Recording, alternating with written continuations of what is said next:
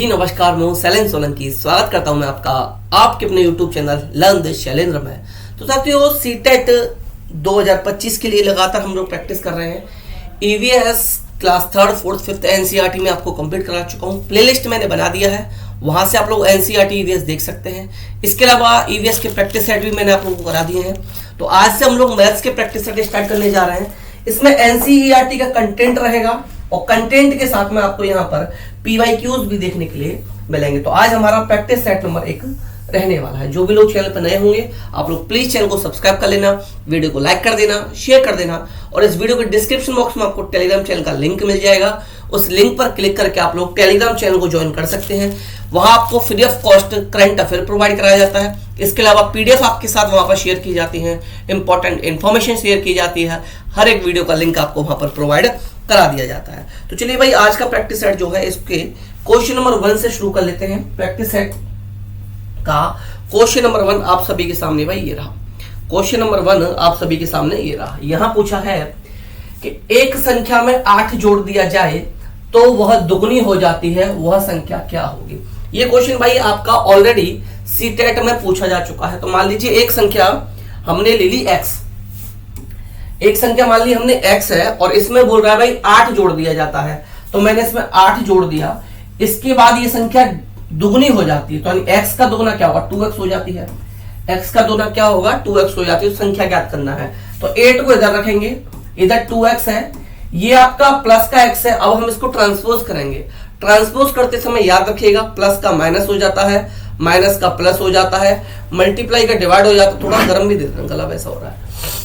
Multiply का divide और divide का मल्टीप्लाई हो जाता है। तो x इधर आके माइनस का हो जाएगा, x इधर आके माइनस का हो जाएगा। तो यहां बचा x और 8 बचा और 2x से x गया तो x बचा। तो x की वैल्यू जो आई 8 आई, यानी कि 8 ऑप्शन नंबर बी एक ऐसा नंबर है जिसमें मैं 8 जोड़ूंगा तो दुगना हो जाएगा, 16 ये हो जाएगा। आप चाहते तो इसको ऑप्शन से भी निकाल सकते थे। डिपेंड करता है आप लोग क्वेश्चन को किस तरीके से सॉल्व कर रहे हैं भाई। अगले क्वेश्चन पर आएंगे, क्वेश्चन 2। जब शिक्षिका यह सुनिश्चित करती है कि उसके द्वारा बनाया गया टेस्ट उस टेस्ट के उद्देश्यों एवं कसौटी को पूरा करते हैं, तब मूल्यांकन किस पक्ष का उपयोग किया गया है? आपसे यहाँ पर पूछा है वैधता, व्यवहारिकता, विश्वसनीयता या सुसंगति या सुसंगति। तो भाई इसमें जो करेक्ट बनेगा ऑप्शन नंबर ए। गार्ड साहब थोड़ा सा गर्म और दो, इसमें गर्म नहीं है। वैलिडिटी करेक्ट आंसर बनेगा। क्वेश्चन 2 के लिए गर्म दो, थोड़ा सा गला खराब हो रहा है ना। क्वेश्चन 2 के लिए ए आपका यहाँ पर करेक्ट आंसर बन जाएगा वैलिडिटी। वैलिडिटी करेक्ट आंसर आपका हो जाएगा। भैया गला थोड़ा सा ऐसा ही है, काम चला लीजिएगा। क्वेश्चन 3, निम्नलिखित में से कौन सी प्राथमिक स्तर पर गणितीय भाषा की विशेषता होनी चाहिए? ये पूछा है प्राइमरी लेवल पर गणितीय भाषा की विशेषता इनमें से कौन सी होनी चाहिए? या सटीक होनी चाहिए? भाई ये ऑप्शन बिल्कुल करेक्ट है। गणित की भाषा कैसी होनी चाहिए? एकदम सटीक होनी चाहिए। अस्पष्ट होनी चाहिए। भाई अस्पष्ट होने से आप लोग समझ नहीं पाओगे कि आपको मैंने बोल दिया 5 और 3 है। अब आप सर ये तो पूछोगे सर इसमें डिवाइड करना है, मल्टीप्लाई करना है, ऐड करना है या सब्ट्रैक्शन करना है, क्या करना है हमें? तो अस्पष्ट होगी तो मैथ आप कर ही नहीं सकते, समझ नहीं सकते। तो ये ऑप्शन हो गया रॉन्ग। तो पहले क्या करोगे? एलिमिनेशन मेथड क्या कहता है भाई कि जो ऑप्शन रॉन्ग मिल गया उसको एलिमिनेट कर दो, जहां जहां बी हो हटा दो। इसमें भी है, ये आंसर नहीं बनेगा। ठीक है, चलिए अभी तक एक ऑप्शन हम एलिमिनेट कर चुके हैं। नेक्स्ट है बच्चे की दैनिक जीवन की उपयोग की जानी भाषा के माध्यम से प्रबलित किया जाना चाहिए। ये ऑप्शन भी बिल्कुल ठीक है। बच्चे की दैनिक जीवन से जोड़कर पढ़ा रहे हैं, बहुत बढ़िया। यह अत्यधिक प्राविधिक भाई हाईली टेक्निकल होनी चाहिए प्राइमरी क्लास में। क्या प्राइमरी क्लास के बच्चे की जो लैंग्वेज है मैथ्स के लिए क्या हाईली टेक्निकल होनी चाहिए? बिल्कुल नहीं होनी चाहिए। ये ऑप्शन भी एलिमिनेट हो गया। जहां जहां डी हो उसको उड़ा दो। इसमें डी है, इसमें डी है, एक ही ऑप्शन बचता है सी।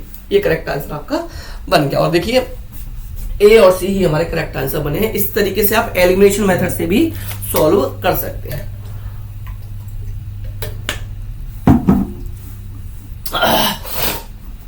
त्रिभुज के तीनों कोण होगा भाई, बहुत छोटा सा क्वेश्चन है और ये क्वेश्चन आपका दिसंबर 2024 में भी पूछा गया है। बहुत छोटा सा क्वेश्चन, पहले भी आ चुका है, रिपीट हो गया क्वेश्चन, कई बार आ चुका है। त्रिभुज के 3 कोण होते हैं भाई, त्रिभुज के 3 कोण होते हैं। मान लीजिए एबीसी एक ट्राइंगल है आपका, इसके 3 एंगल बने हुए हैं, 3 एंगल है। तो इन तीनों एंगल का जो सम होगा ये किसके इक्वल होगा? 180 के बराबर होगा। इसका फॉर्मूला क्या है? n - 2 × 180। n यहाँ पर क्या होती है? भुजाओं की संख्या। त्रिभुज में 3 भुजाएं होती हैं, इंटू 2 और इंटू 180, ठीक है। तो यहाँ पर 1 गुणा 180 करेंगे तो 180 आएगा, बराबर 180 यहाँ पर आपको देखने के लिए मिल जाएगा, ठीक है भाई। तो चलिए, यानी कि ऑप्शन नंबर सी जो है ये करेक्ट आंसर आपका बनेगा। ऑप्शन सी जो है करेक्ट आंसर बनेगा क्वेश्चन 4 के लिए। अगला क्वेश्चन है क्वेश्चन 5। 1 मिलीमीटर बराबर होता है, 1 मिलीमीटर बराबर होता है, ये आप लोगों से यहाँ पर पूछा गया है। तो आप जानते हैं 1 मीटर में 10 सेंटीमीटर होते हैं, 1 मीटर में 100 सेंटीमीटर होते हैं, 100 सेंटीमीटर होते हैं। 1 सेंटीमीटर में 10 mm होते हैं, 10 mm होते हैं मिलीमीटर, और 1 mm में 1/10 सेंटीमीटर होते हैं, ठीक है। तो रिलेशन बताना है, तो 1 mm में क्या हो जाएगा, 1 mm इक्वल हो जाएगा 0.1 सेंटीमीटर, 0.1 सेंटीमीटर हो जाएगा। ये कहाँ दे रखा है भाई, 0.1 सेंटीमीटर ऑप्शन नंबर बी में दे रखा है, यानी option number B correct answer बनेगा क्वेश्चन नंबर 5 के लिए। क्वेश्चन 5 का करेक्ट आंसर बनेगा, ये याद कर लेना भाई। 1 मीटर में 100 सेंटीमीटर, 1 सेंटीमीटर 10 mm, 1 किलोमीटर में 1000 मीटर, ये सभी चीजें आपको याद होनी चाहिए। मीटर और लीटर वाला, खास करके मीटर, लीटर और किलोग्राम, ये 3 डाटा तो आपको लर्न होनी चाहिए। इन 3 से एक क्वेश्चन 100% पूछा जाएगा। क्वेश्चन 6 है, एक सदैव समभुज होता है, A is always a regular polygon. ये बताना रेगुलर पॉलीगन इनमें से कौन सा होता है। तो समद्विभाजित त्रिभुज, भाई आइसोसेलेस ट्रायंगल जो होता है, ट्रायंगल 3 टाइप के होते हैं साइड के बेसिस। पहला होता है स्केलेन ट्रायंगल, स्केलेन ट्रायंगल की तीनों साइड अलग अलग होती हैं, ठीक है। दूसरा होता है आइसोसेलेस ट्रायंगल, जिसकी 2 साइड एक जैसी होंगी, तीसरी अलग। तीसरा होता है इक्विलैटरल ट्रायंगल, यानी जिसकी तीनों साइड एक जैसी होती है। अगर रेगुलर पॉलीगन पूछ रहा है तो आइसोसेलेस में 2 साइड एक हो गई, मान लीजिए एक साइड 5 है, एक 5 है, दूसरी तीसरी 3 होगी, तो ये तो आंसर हो नहीं सकता, ठीक है। वृत्त भाई करेक्ट आंसर बन नहीं सकता, क्योंकि वृत्त में तो साइड ही नहीं होती। पेंटागन, पेंटागन क्या होता है भाई, पेंटागन 2 टाइप के होते हैं, एक होता है रेगुलर पेंटागन, एक होता है इर्रेगुलर पेंटागन। रेगुलर का मतलब हो गया ये साइड 5 है, ये 5 है, ये 5 है, ये 5 है, ये 5 है, सभी साइड अगर 5 होती है इसकी, तब ये रेगुलर पेंटागन कहलाता। और इसने बोला पेंटागन, तो पेंटागन तो दोनों टाइप का होता है, रेगुलर भी इर्रेगुलर भी, तो इसलिए हमारा ये आंसर भी नहीं बनेगा। एक ऑप्शन बचता है स्क्वायर। स्क्वायर जब आप बनाओगे तो स्क्वायर क्या होता है, उसकी ऑल साइड्स आर इक्वल, चारों साइड बराबर होती हैं, तो इसलिए रेगुलर पॉलीगन कौन सा हो जाएगा, स्क्वायर हमारा रेगुलर पॉलीगन हो जाएगा। ये चीज आपको थोड़ा सा पता होना जरूरी है। नेक्स्ट क्वेश्चन है क्वेश्चन नंबर 7। क्वेश्चन नंबर 7 है हमारे पास कि कक्षा 3 के एक विद्यार्थी ने 26 गुणा 5 को इस प्रकार हल किया कि 26 गुणा 5 को जब वो हल कर रहा है तो कर रहा है 5 6 30 और 5 2 10, ऐसे कर दिया उसने, ठीक है। कैरी को ट्रांसफर उसने नहीं किया, तो इसने क्या किया है, निम्नलिखित में से क्या दोहराना इस भ्रांति को सुधारने के लिए सबसे उपयुक्त होगा। क्या रिपीट किया जाए कि ये उसकी जो भ्रांति है ये दूर हो जाए, ये दूर हो जाए, ये यहां पर पूछा गया, ठीक है भाई। तो देखिए, एक अंक की अंक से गुणा करना, पुनः समूह ग्रुपिंग की अवधारणा, पहाड़ों का प्रत्यास्मरण, एक की संगति। देखिए, उसको रिकॉलिंग मल्टीप्लीकेशन टेबल में गलती नहीं की है उसने, एक अंक वाले मल्टीप्लाई में गलती नहीं की, तो ये दोनों तो ऑप्शन बन नहीं सकते। कंसेप्ट ऑफ रीग्रुपिंग, उसको रीग्रुपिंग में दिक्कत आई थी, तो रीग्रुपिंग ही करेक्ट आंसर इसका बनेगा। ऑप्शन नंबर बी जो है इस क्वेश्चन के लिए करेक्ट आंसर बन जाएगा। इस क्वेश्चन का करेक्ट आंसर क्या बनेगा भाई, रीग्रुपिंग जो है इस क्वेश्चन के लिए करेक्ट आंसर बन जाएगा। अगला क्वेश्चन है क्वेश्चन नंबर 8। अगला क्वेश्चन नंबर 8 कि निम्नलिखित में से कौन सा से आरंभिक संख्या अवधारणा के बनने से संबंधित है। एक की संगति, पदानुक्रमिक समावेशन, मूलभूत संक्रियाएं, और यहां पर बताना सही विकल्प चुनना है। क्वेश्चन नंबर 8 में आपको क्या करना है, अब यहां पर आपको करेक्ट ऑप्शन जो है वो चूज करना है। तो कौन सा या कौन से आरंभिक संख्या अवधारणा से बनने से संबंधित है, तो वन ऑफ करेस्पॉन्ड, ये तो है भाई, ये तो है, ठीक है। ये है पदानुक्रम समावेशन भी है, मूलभूत संक्रिया नहीं है, बेसिक ऑपरेशंस नहीं है, ये बाद में आएगा, तो भाई सी नहीं होगा, तो यहां सी है, ये कट गया, ये सी, ये कट गया, ओनली ये नहीं होगा, ए एंड बी होगा, ऑप्शन सी करेक्ट हो जाएगा। ऑप्शन सी जो है इस क्वेश्चन के लिए आपका करेक्ट आंसर बन जाएगा। क्वेश्चन 10 की तरफ चलते हैं, 9 की तरफ। राष्ट्रीय शिक्षा नीति 2020, राष्ट्रीय शिक्षा नीति 2020 हो, नेशनल एजुकेशन पॉलिसी हो, आरटी एक्ट 2009 हो, या एनसीएफ राष्ट्रीय पाठ्यचर्या के रूपरेखा 2005 हो। भाई मैंने तीनों के तीनों करा रखे हैं, प्लेलिस्ट बना रखी है, वहां जाकर देख लेना। थ्योरी प्लस आपको एमसीक्यू वहां देखने के लिए मिल जाएंगे, वहां से आप लोग कर सकते हो। और एनईपी, आरटी एक्ट और एनसीएफ तीनों से मिलाकर 10 से 12 क्वेश्चन आपको पेपर में पूरे में देखने के लिए मिल जाएंगे। भारत का ज्ञान के बारे में बात करती है, निम्नलिखित में से क्या इसमें सम्मिलित नहीं है? जो सम्मिलित नहीं है आपको वो बताना है कि इनमें से कौन सा सम्मिलित नहीं है। ऑप्शन ए, आधुनिक भारत के प्रति प्राचीन भारत का ज्ञान और उसका योगदान, तो भाई ये तो शामिल है, ये ऑप्शन तो इसमें शामिल है।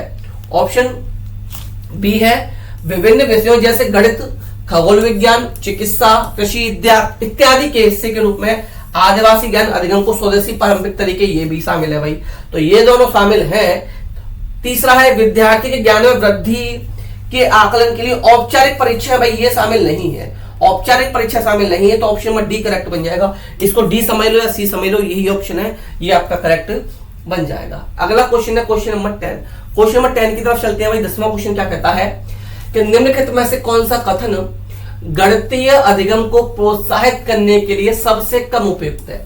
सबसे कम उपयुक्त पूछा गया है, नेगेटिव पूछा गया भाई, ठीक है, नेगेटिव ऑप्शन आपको यहाँ पर ढूंढना है। असफलता का अर्थ यह नहीं होता कि विद्यार्थी गणित नहीं कर सकते, ये ऑप्शन बिल्कुल ठीक है भाई। कोई विद्यार्थी असफल हो रहा है, इसका मतलब ये नहीं कि भाई उसको गणित नहीं आता है, वो गणित नहीं सीख सकता, तो भाई ये बात बिल्कुल सच है, सभी गणित सीख सकते हैं, ये भी सच है।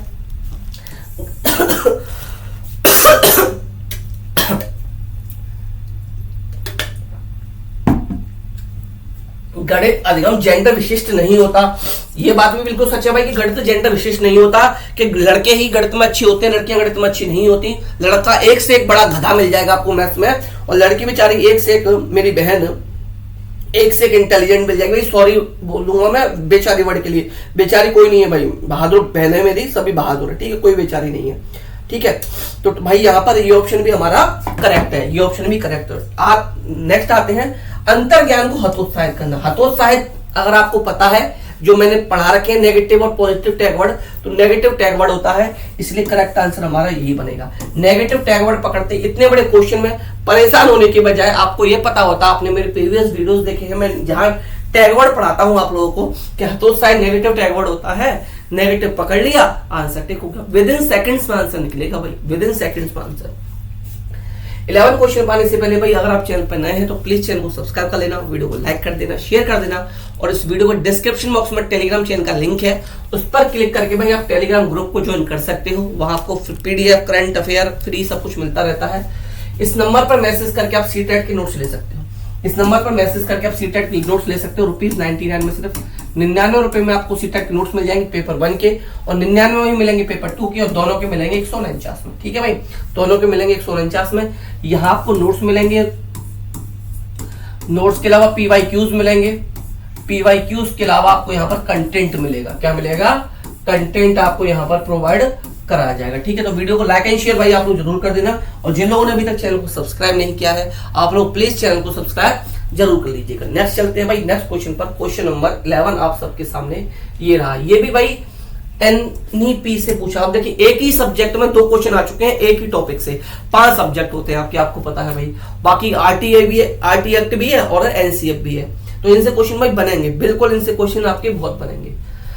राष्ट्रीय शिक्षा नीति 2020 के अनुसार शिक्षार्थियों का आकलन शामिल करता है, क्या शामिल करता है? संज्ञानात्मक और भौतिक आयाम, संज्ञानात्मक, भावात्मक और मनोगत्यात्मक, संज्ञानात्मक, सामाजिक, आध्यात्मिक शामिल नहीं करता, भौतिक, मनोविज्ञान। तो बेस्ट ऑप्शन कौन सा है भाई? बी ऑप्शन बेस्ट है, इसमें ज्यादा कॉग्निटिव भी आ रहा है, अफेक्टिव भी आ रहा है, साइकोमोटर डोमेन्स भी शामिल हो रहे हैं, तो इसलिए करेक्ट आंसर जो बनेगा ऑप्शन नंबर बी जो है क्वेश्चन नंबर 11 के लिए आपका ये करेक्ट आंसर बन जाएगा।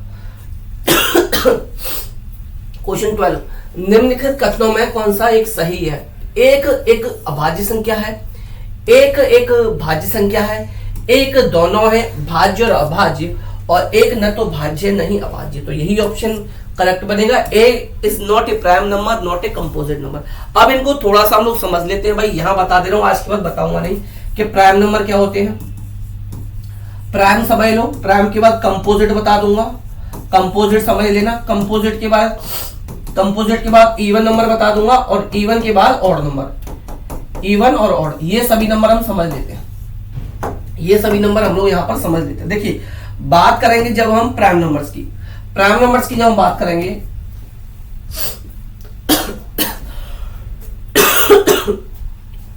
प्राइम नंबर्स कौन से नंबर होते हैं भाई? जो 1 से और खुद से डिविजिबल होते हैं, जैसे कि भाई सबसे छोटा प्राइम नंबर 2 है, 3 हो गया, 4 1 से भी जाएगा, 2 से भी जाएगा, 4 से भी जाएगा, तो 4 नहीं होगा, 5 हो जाएगा, 6 नहीं होगा क्योंकि 2 से डिविजिबल है, 3 से भी है, 7 हो जाएगा, 8 नहीं होगा, 9 नहीं होगा, 10 नहीं होगा, 11 हो जाएगा, 13 हो जाएगा। इस तरीके से चलते जाते हैं, ठीक है। तो याद रखिएगा जो नंबर सिर्फ खुद से और 1 से डिविजिबल होते हैं ऐसे नंबर प्राइम नंबर कहलाते हैं। कंपोजिट नंबर क्या होते हैं, जो 1 से होते हैं, खुद से होते हैं, इसके अलावा और किसी नंबर से भी हो जाए, जैसे 4 हो गया, 6 हो गया, 8 हो गया, 9 हो गया, 12 हो गया, 10 हो गया, 12 हो गया, 14 है, 15 है, 16 है, ठीक है। ये सभी कंपोजिट नंबर होते हैं। इवन नंबर 2 से डिविजिबल होते हैं, 2 से डिविजिबल होते हैं इवन नंबर, ठीक है। और नंबर 2 से डिविजिबल नहीं होते, 2 से डिविजिबल नहीं होते। अब इनमें भाई गलती मत कर देना कभी भी, 2 से डिविजिबल और नंबर नहीं होंगे, इवन नंबर 2 से डिविजिबल हो जाएंगे। चारों में समझता हूं अंतर क्लियर आप लोग हो चुका है आपका। चलिए भाई नेक्स्ट करते हैं क्वेश्चन नंबर 15 को, 13 को। निम्न की किसकी लागत सबसे कम है? ये गलत है भाई, 75 पैकेट होंगे, ठीक है। इंग्लिश वाले पढ़ लो, 75 पैकेट और 75 पैकेट वाले 750 पैकेट, ठीक है। 75 पैकेट ऑफ 750 ईच, तो 75 इंटू 750 आएगा पहले में आएगा 75 इंटू 750, ठीक है भाई। दूसरे में आपका आएगा 7.5 रुपए पैकेट 750, तो 7.5 मल्टीप्लाई बाई 750 आ गया यहाँ पर। तीसरा आएगा 750 वाली 7.5 दर्जन वस्तु है, तो यहां आएगा भाई 750 प्लस 12 दर्जन वस्तुओं प्लस 7.5। नेक्स्ट आएगा 75 दर्जन, तो 75 गुणा 12 और एक की कीमत 7.5। तो भाई सबसे कम किसकी है, सबसे कम लागत किसकी होगी भाई? सबसे कम लागत इस वाले की हो जाएगी, बी वाले की। सबसे कम लागत किसकी हो जाएगी? बी वाले की। आपको यहाँ पर इजीली दिख रहा होगा, कुछ सॉल्व करने की जरूरत ही नहीं है, कुछ सॉल्व करने की जरूरत ही नहीं है, ठीक है। अगले क्वेश्चन पर आते हैं भाई, क्वेश्चन 13 हो गया 14 पर। 14 गणित में शिक्षण में संज्ञानात्मक संघर्ष के विचार के लिए निम्नलिखित में से कौन सा या कौन से कथन सबसे उपयुक्त है? गणित शिक्षण में संज्ञानात्मक संघर्ष की बात की गई है, कौन सा सबसे उपयुक्त है ये आपसे यहां पर पूछा गया, सबसे उपयुक्त कौन सा है, ठीक है भाई। तो संज्ञानात्मक संघर्ष के प्रति बच्चों को सुगम्य बनाने के लिए शिक्षक के विचारपूर्ण प्रयासों से उनकी गणितीय समझ को बढ़ावा मिल सकता है, ये बिल्कुल ठीक बात है भाई। ये हो जाएगा यह बच्चों में गणितीय समझ को बढ़ावा देने प्रभावी नहीं है, गलत है भाई, बिल्कुल प्रभावी। ये ऑप्शन तो गलत दे रखा है, जहां जहां बी काट दो, इसमें बी था और कहीं बी नहीं है, अभी नहीं काट सकते। और ए होना चाहिए हमारा आंसर, ए तो शामिल होगा, तो इसमें ए शामिल है, इसमें से ए शामिल नहीं है। अब या तो आंसर बी होगा या आंसर सी होगा, दो ऑप्शन हमने एलिमिनेट कर दिए। संज्ञानात्मक संघर्ष से बचना चाहिए, क्यों बचना चाहिए भाई? इससे बच्चे भ्रमित होते हैं, बिल्कुल नहीं भाई। Children get confuse to cognitive conflict, बिल्कुल नहीं बचना चाहिए, होना चाहिए, तो यानी कि ये भी गलत है। तो ऑप्शन सी जो है ओनली ए, ये करेक्ट बनेगा, ऑप्शन सी ओनली ए आपका करेक्ट बनेगा। चलिए भाई क्वेश्चन नंबर 15, क्वेश्चन 15 कंटेंट से आगे क्वेश्चन सॉल्व करना पड़ेगा। 25,454 25,454 प्राप्त करने के लिए इस में से क्या घटाना होगा? तो पहले तीनों नंबर को प्लस कर लो, पहले 3 नंबर को प्लस करो भाई। पहले 3 नंबर क्या है हमारे, इनको प्लस करो। 9,909 प्लस 9,099 प्लस 909, ठीक है। इस नंबर में क्या करना है, इस नंबर में क्या करना है, में से क्या घटाना होगा कि हमें क्या मिल जाए? तो मान लीजिए x घटाना है, मान लीजिए x घटाना, और x घटाने के बाद हमें क्या मिलेगा? x घटाने के बाद हमें क्या मिलेगा? 25,454 मिलेगा, 25,454 हमें मिलेगा, 25,454 हमें मिल जाएगा। तो पहले प्लस करो, 999 27 आ गया, 2 कैरी आया, 2 9 11 का 1 कैरी आया, 1 आया तो 1 और 9 10 कैरी 1 आया, 27 128 आ गया। माइनस एक्स बराबर 25,454, माइनस 25,454 माइनस एक्स आ गया, तो 25,454 माइनस एक्स इधर है, तो ये नंबर इधर चला जाएगा, तो माइनस का 28,017 माइनस का x बराबर 7 से 4 गए 3, 1 से जाएगा तो 11 से 5 गए 6, यहां बचा 9 से 4 गए 5, यहां बचा 7 से 5 गए 2, तो ये नंबर बचा, ये बचा 2563 माइनस का, माइनस से माइनस गया तो x इक्वल 2563 2563 यानी कि ऑप्शन डी जो है करेक्ट आंसर बनेगा, ऑप्शन डी जो है आपका करेक्ट आंसर बनेगा क्वेश्चन नंबर 15 के लिए। अगले क्वेश्चन की तरफ चलते हैं। अगला क्वेश्चन है भाई क्वेश्चन नंबर 16।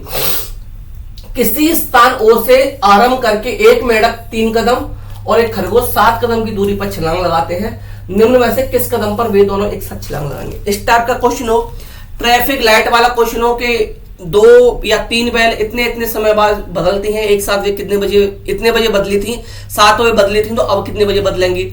स्कूल की घंटियां प्रत्येक इतने इतने मिनट के अंतराल पर बजती हैं, तो एक साथ अब कब बजेंगी। ऐसा कभी भी क्वेश्चन पूछे, वहां पर आपको least common multiple LCM find करना है, लासा फाइंड करना है, याद रखिएगा।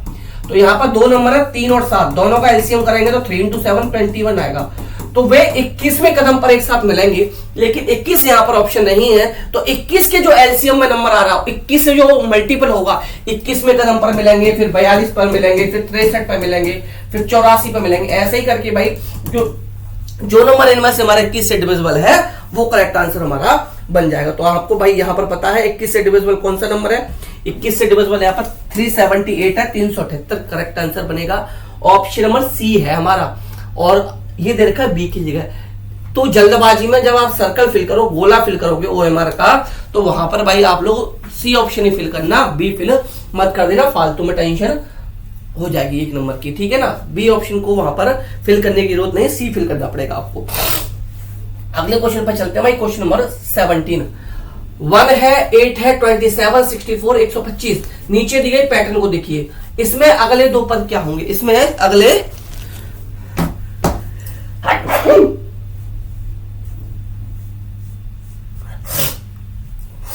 भाई सॉरी, तबीयत थोड़ी सी ठीक नहीं है ना, एडजस्ट कर लो।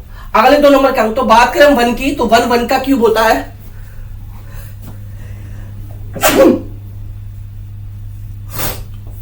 1, देखिए ये 1 का क्यूब है, 8 2 का क्यूब है, 27 3 का क्यूब है, 64 4 का क्यूब है, 125 5 का क्यूब है। तो अगला क्या होगा, 6 का क्यूब और 7 का क्यूब। 6 का क्यूब क्या होता है 216, 7 का क्या होता है 344, 343 343। तो 216 343, 216 343 यानी कि option number C, option number C correct answer बनेगा। It means option number C जो है हमारा इस क्वेश्चन के लिए करेक्ट आंसर बन जाएगा। ऑप्शन नंबर सी जो है ये करेक्ट आंसर आपका बन जाएगा। अगले क्वेश्चन की बात करेंगे भाई, नेक्स्ट क्वेश्चन आप सभी के सामने, क्वेश्चन नंबर 18। क्वेश्चन काफी अच्छा है भाई, ये क्वेश्चन 2 बार रिपीट हो चुका है, ठीक है। ब्रज के पास अपनी पसंदीदा जमीन घेरने के लिए 100 मीटर का तार था। वह सबसे बड़ा जमीन का टुकड़ा लेना चाहता था। निम्नलिखित में से उसे किस माप का टुकड़ा लेना चाहिए ताकि उसकी जमीन का क्षेत्रफल अधिकतम हो।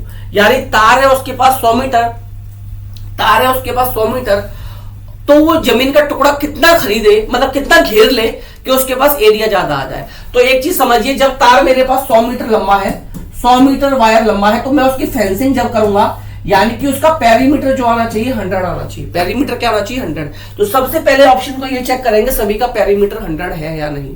तो 100 पेरीमीटर जिसका आ रहा होगा वो करेक्ट आंसर होगा। अगर ज्यादा, एक से ज्यादा का 100 मीटर आ रहा है पेरीमीटर, तो फिर हमें एरिया फाइंड करना पड़ेगा, ठीक है।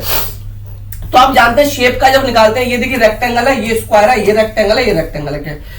स्क्वायर की शेप बराबर होती है तो ये इसलिए हो जाएगा भाई, ठीक है। बाकी तीनों रेक्टेंगल है, तो रेक्टेंगल का पेरीमीटर कैसे निकालते हैं, 2 गुणा l plus B, 2 into L plus B, 2 गुणा लंबाई धन चौड़ाई होता है। दोनों समझ लो हिंदी प्लस इंग्लिश वाले, तो इसको समझो 35 और 15 लंबाई चौड़ाई जोड़ दी 50 हो गए, 50 2 100, इसका पेरीमीटर 100 है। स्क्वायर का कैसे निकालते हैं, 4 इंटू 60 से पेरीमीटर निकालते हैं, परिमाप 4 इंटू 60 से निकलेगा तो 25 इंटू 4 100 आ रहा है, इसका भी 100 आ रहा है भाई। 30 और 20 है, ये आपका 30 है और यहाँ पर 20 है। जब इसका पेरीमीटर फाइंड करोगे, जब आप इसका पेरीमीटर फाइंड करोगे, जब आप इसका पेरीमीटर यहां पर फाइंड कर लोगे, तो इसमें क्या होगा आपको पता है, पेरीमीटर इसका कैसे निकलेगा, l plus B, l plus B यानी 30 प्लस 20 50 हो जाएंगे। 50 का 2 से जब आप मल्टीप्लाई करोगे तो 100 आपका हो जाएगा। नेक्स्ट है भाई 45 और 50, 50 दूनी 100, यानी पेरीमीटर तो भाई सभी का 100 आ रहा है। पेरीमीटर तो आपका यहाँ पर सभी का 100 आ रहा है। तो पेरीमीटर के बेस पे भाई हम लोग आंसर जज नहीं कर सकते। अब हमें क्या करना पड़ेगा, हमें अब ये देखना पड़ेगा कि यहां पर एरिया किसका ज्यादा है, एरिया किसका ज्यादा आ रहा है। तो भाई सभी का एरिया निकाल लो, सभी का एरिया निकाल लो, ठीक है। पहले चेक करने का तरीका यही था, पहले चेक करने का तरीका यही था। आप डायरेक्ट जल्दबाजी में एरिया का चेक कर लेते ना, और वो शेप का पेरीमीटर 100 नहीं बनना होता तो आपका आंसर गलत हो जाता है, इस बात को ध्यान रखना। क्योंकि आप सोच रहे होंगे मास्टर कैसा है भाई, पहले पेरीमीटर निकाल रहा है, एरिया निकाल लेता, एरिया से आंसर पता चल जाता। भाई एरिया से आंसर पता चल जाता, बट जिसका एरिया आप आंसर निकाल के आते उसका क्या पता, जब पेरीमीटर 100 नहीं बैठ रहा होता तो आपका आंसर गलत हो जाता, होता नहीं होता। बहुत बढ़िया भाई, हो जाता बिल्कुल। तो यहां पर हम चेक करेंगे एरिया किसका ज्यादा आएगा।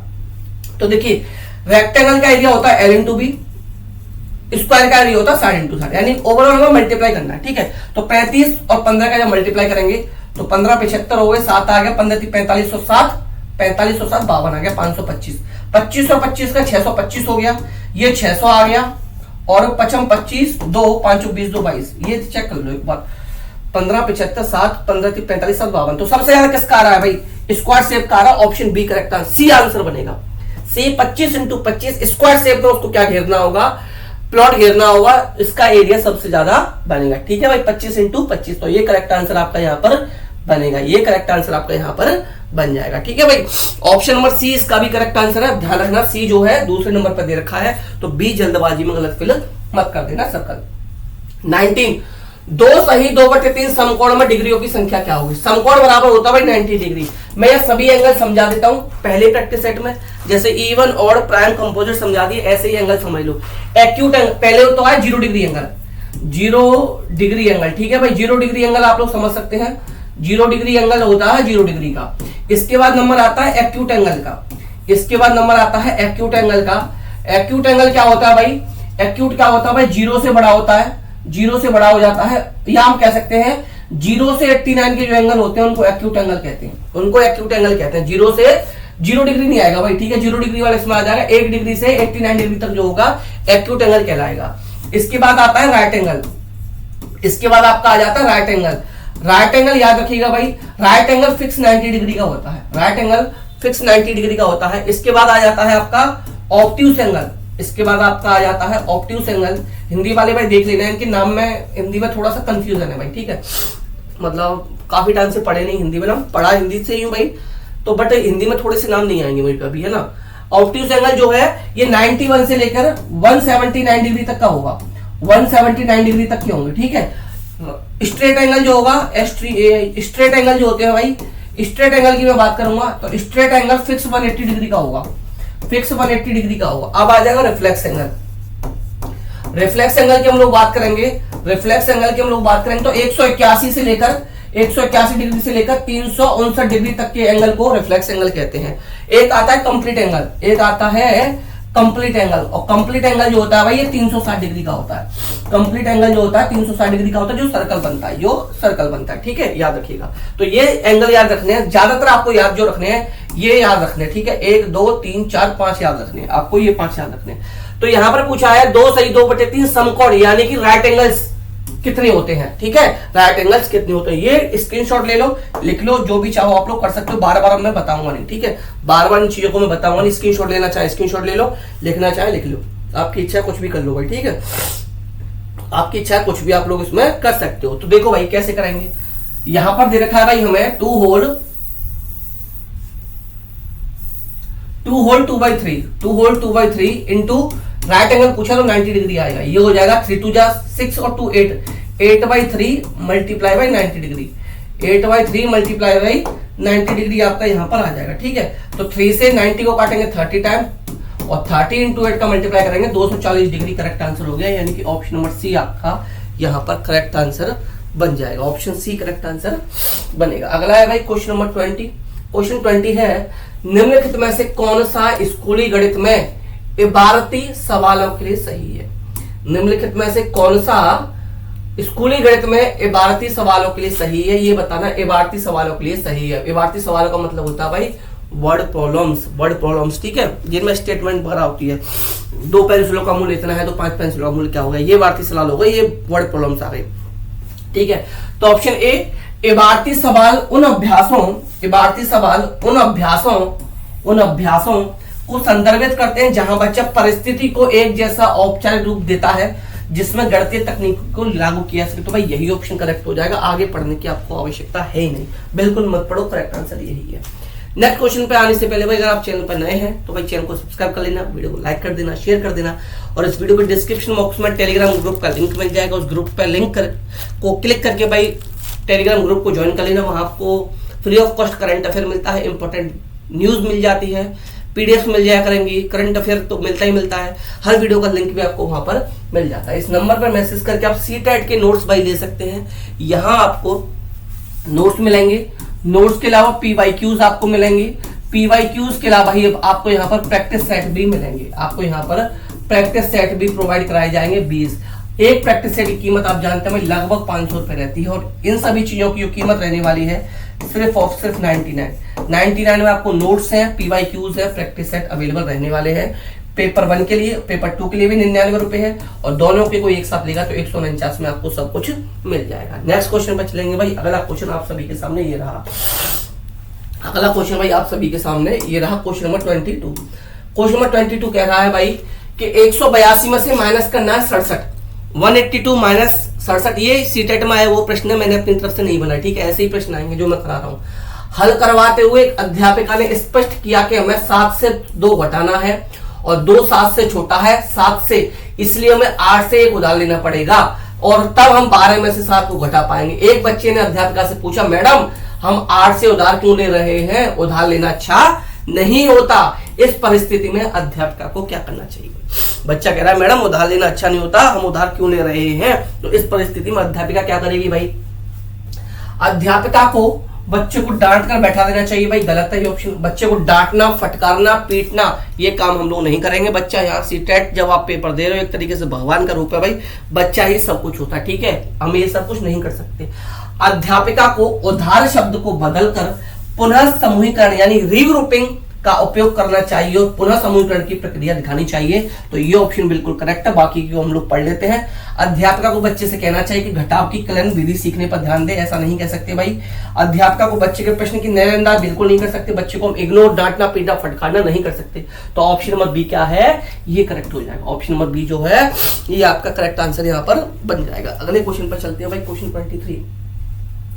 निम्नलिखित में से कौन सा मॉडल शुरुआती कक्षा के शिक्षार्थियों में इकाई, दहाई और सैकड़े के संबंध के बारे में अवधारणात्मक समझ विकसित करने के लिए सबसे कम उपयुक्त है?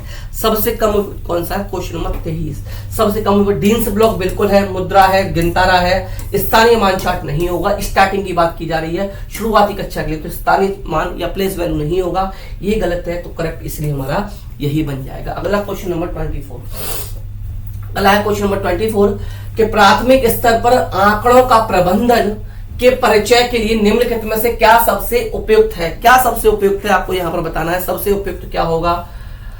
विद्यार्थियों को बस और ट्रेन के समय साड़ियों को पढ़ने के लिए कहना, कक्षा में विद्यार्थियों की लंबाई, उनका पसंदीदा खाना, रंग, कार्टून इत्यादि आंकड़ों को इकट्ठा करना और आंकड़ों पर आधारित प्रश्न पूछना, विद्यार्थियों को एक शहर की 5 साल की जनगणना दिखाना, विद्यार्थियों जनसंख्या विरुद्ध तुलना करने के लिए कहना, श्याम पट पर दंड आरेख चित्रांकित करना, विद्यार्थियों को उसमें आंकड़ों को पढ़ाने के लिए कहना। क्वेश्चन क्या है भाई? दोबारा पढ़ता हूं मैं। प्राथमिक स्तर पर आंकड़ों का प्रबंधन के लिए, तो भाई सबसे बेस्ट जो बनेगा ना, बच्चे की रियल लाइफ से रिलेटेड हो जाएगा, वास्तविक जीवन से जोड़कर हो जाएगा, ऑप्शन बी सही बनेगा।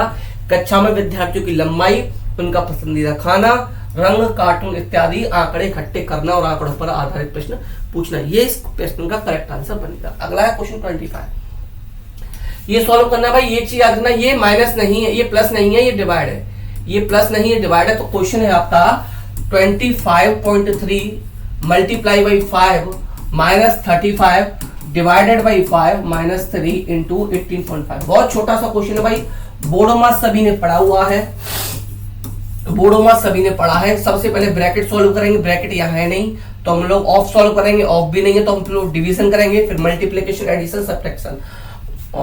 हिंदी वालों के लिए बता दूं, को का भागु जोगा बोलते हैं, कोष्टक का भागु जोगा, भाग गुणा भागु जो घ, ये बोलते हैं भाई हिंदी वालों के लिए ना।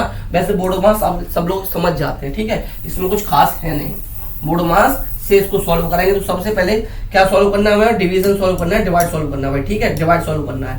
तो 25.3 मल्टीप्लाई बाई 5 माइनस 5 का डिवाइड दिया, 35 में 7 टाइम आ गया, माइनस 3 इंटू 18.5 तो 25.3 का गुणा करेंगे 5 से, 5 से 15 आ गया, दशमलव आ गया, 1 पचम 25 से 26 2 आ गया, 5 2 10 2 12 आ गया, माइनस 7 माइनस 3 का गुणा किया 18.5 से, 3 पंजे 15, 1 88 54 1 55, 55.5 आ गया। ये क्या है, ये प्लस है, ये माइनस है, ये माइनस है। तो पहले प्लस माइनस करते हैं। तो माइनस माइनस प्लस होता है, माइनस और माइनस होगा प्लस हो जाएगा, प्लस माइनस माइनस हो जाएगा, ठीक है, प्लस प्लस प्लस हो जाएगा और माइनस प्लस प्लस हो जाता है। यानी एक जैसे साइन है तो प्लस कर देते हैं, डिफरेंस साइन है तो माइनस कर देते हैं। तो ये 126.5 है। यहां पर इन दोनों ये प्लस है, माइनस है तो माइनस माइनस प्लस होता है, लेकिन साइन किसका आएगा, बड़े नंबर का आएगा। तो बड़ा है 55, तो इस नंबर का साइन आ गया। प्लस कर दो भाई 62.5, 62.5, 5 से 5 गया, 6 से 2 गया 4, 12 से 6 गया 6, 64 आंसर आ गया। 64 आंसर आ गया, यानी कि ऑप्शन नंबर बी करेक्ट, यानी कि ऑप्शन नंबर बी जो है ये करेक्ट बनेगा। ऑप्शन नंबर बी जो है ये आपका करेक्ट आंसर बन जाएगा। ठीक है भाई, ऑप्शन नंबर बी जो है ये करेक्ट आंसर आपका बन जाएगा। अगले क्वेश्चन की तरफ चलते हैं भाई। अगला क्वेश्चन है क्वेश्चन नंबर 26। अगला क्वेश्चन है क्वेश्चन नंबर 26 कि राष्ट्रीय पाठ्यचर्या के रूपरेखा 2005। आप देखिए 3 क्वेश्चन आ चुके हैं एनसीएफ और एनईपी से। के अनुसार एक प्राथमिक गणित कक्षा में निम्नलिखित में से कौन सी प्रक्रिया सबसे कम रूप प्रासंगिक है।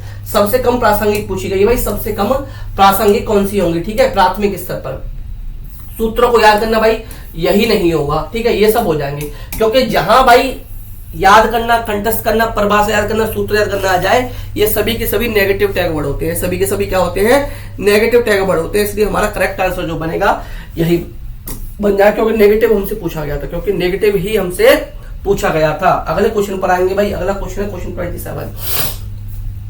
7 होल 1/2 kg, 7 होल 1/2 kg से 1/12 kg के कितने पैकेट बनाए जा सकते हैं। ऐसे प्रश्न आते हैं भाई 1-2, तो ये मत कहना इतना ही चीज। 7 2 14 15/2 डिवाइड है तो मल्टीप्लाई लगा देंगे, 12 ऊपर आ जाएगा, 1 नीचे आ जाएगा। ठीक है, 12 ऊपर आएगा, 1 नीचे आएगा, 2 से 12 को काट देंगे 6 बार, 15 6 90 आ जाएगा। 90 पैकेट बनाए जा सकते हैं। It means option D correct होगा। ऑप्शन डी करेक्ट होगा भाई, इससे इजी कुछ नहीं पूछेगा। Next question number 28। Question number 28 पूछा है, 28 आप लोगों से पूछा है भाई कि गणित के शिक्षण में विभिन्न प्रकार के तरीकों के लिए निम्नलिखित में से कौन सा सत्य नहीं है। कौन सा सत्य नहीं है, यानी कि जो गलत हो वो पता लगाना है। जो गलत हो पता लगाना है कि ऐसा बहुत बार होता है कि समस्या का समाधान करने के कई तरीके बिल्कुल होता है। यह बच्चे के अधिगम में बाधा डालता है क्योंकि भ्रम की अगुवाई करता है, ये गलत है। ये गलत है तो इसलिए सही यही बन जाएगा, आगे कोई करने की जरूरत नहीं है, यही बनेगा। अगले पर आओ क्वेश्चन 29। निम्नलिखित में से कौन सा कथन सबसे अधिक उपयुक्त है। सबसे बेस्ट आंसर कौन सा है, ये आपको यहां पर ढूंढना, सबसे बेस्ट। ठीक है, सबसे बेस्ट। गणित की लैब जरूरी है क्योंकि ये विद्यार्थियों के क्रियाशील गतिविधियों को अवसर प्रदान करती है। बहुत ऑप्शन बेस्ट है भाई, यहां पर आपको करके सीखने का, लर्निंग बाय डूइंग आप लोग यहां पर हो सकता है आप लोगों के साथ में। चार्ट्स गणित की कक्षा में एक प्रभावी शिक्षण अधिगम सामग्री है। शिक्षण अधिगम सामग्री का उपयोग गणित की कक्षा में विद्यार्थियों के अभ्यास का समय व्यय कर देता है। भाई समय व्यय कुछ नहीं करता, प्रैक्टिस थोड़ी करती है समय व्यय। गणित की कक्षा में पहेलियों में आनंद नहीं लेते, ये भी गलत है। अब इन दोनों में जब बेस्ट ऑप्शन देखेंगे तो गणित की लैब में विद्यार्थियों क्रियाशील गतिविधियों के अवसर प्रदान किए जाएंगे, एक्टिविटी उनको कराई जा रही है, तो भाई ये तो बेस्ट होता है, इससे बेस्ट कुछ हो ही नहीं सकता। तो ऑप्शन नंबर ए। एनसीएफ भी कहता है बच्चे के बाहरी जीवन से जोड़ के पढ़ाओ, बच्चा करके सीखेगा। ठीक है ना, तो ये तो बिल्कुल करेक्ट बात है। अगला क्वेश्चन है, यामिनी ने एक पासा 10 बार उछाला, उसे निम्नलिखित परिणाम प्राप्त हुए। निम्नलिखित संख्याओं से अधिकतम बार कौन सी संख्या मिली, सबसे ज्यादा कौन सी संख्या मिली। 5 कितनी बार मिला है भाई, काउंट करो। 1 बार 2 बार, 5 मिला है उसे 2 बार। इसके बाद 3 कितनी बार मिला है, 1 बार 2 बार 3 बार। 3 मिला है उसे 3 बार। ठीक है, 6 मिला है 2 बार और 2 1 बार, तो सबसे ज्यादा 3 मिला है 3 बार। कौन सी संख्या प्राप्त हुई, 3 प्राप्त हुई 3 बार, सबसे ज्यादा 3 प्राप्त हुई। तो इस तरीके से तो भाई ये था आपका प्रैक्टिस सेट नंबर 1। उम्मीद करता हूँ भाई प्रैक्टिस सेट पसंद आया होगा। और ये सभी के सभी क्वेश्चन आपके सीटेट में पूछे गए क्वेश्चन, मैंने घर से नहीं बनाए। कोई कह रहा हो ऐसे प्रश्न आएंगे, जी हाँ, ऐसे ही प्रश्न आप लोगों से पूछे जाएंगे। इस नंबर पर मैसेज करके भी सीटेट के नोट्स ले सकते हो आप लोग। नोट्स मिलेंगे, पीवाईक्यूज मिलेंगे, पीवाईक्यूज के अलावा प्रैक्टिस सेट आपको यहाँ पर मिलेगा, प्रैक्टिस सेट भी मिलेगा। ठीक है, और 5 सब्जेक्ट के नोट्स मिलेंगे। ठीक है, ये सब कुछ मिलने वाला है ₹99 में। पेपर 1 का और पेपर 2 का भी 99, और दोनों का एक साथ लेते हो तो 149 में आपको मिल जाएगा। दोनों का 149 में मिलेगा। 5 सब्जेक्ट मिलेंगे, संस्कृत भी अवेलेबल आप लोगों के लिए रहने वाला है। पीवाईक्यूज मिलेंगे और नोट्स आपको प्रोवाइड करा दिए जाएंगे। इस वीडियो के डिस्क्रिप्शन बॉक्स में टेलीग्राम ग्रुप का लिंक है, वहां जाकर भाई टेलीग्राम ग्रुप को ज्वाइन कर लेना। टेलीग्राम ग्रुप में आपको PDF करंट अफेयर बिल्कुल फ्री मिलता है भाई, डेली वीकली मंथली, और इंपॉर्टेंट न्यूज हर वीडियो का लिंक आपको वहां पर मिलता रहे। उम्मीद करता हूँ वीडियो पसंद आएगा, पसंद आए लाइक कर देना, शेयर कर देना और चैनल को सब्सक्राइब जरूर कर देना। और सब्सक्राइब के बाद एक बेल आइकन दबा देना, जिससे आगे जो भी वीडियोस जाएंगे उनका नोटिफिकेशन आपको मिल सके। तो चलिए मिलते हैं नेक्स्ट वीडियो में, तब तक आप लोग हंसते रहो, मुस्कुराते रहो, मास्टर नहीं बनने के लिए पढ़ते रहो। तो bye bye, take care, thank you, नमस्कार, जय हिंद।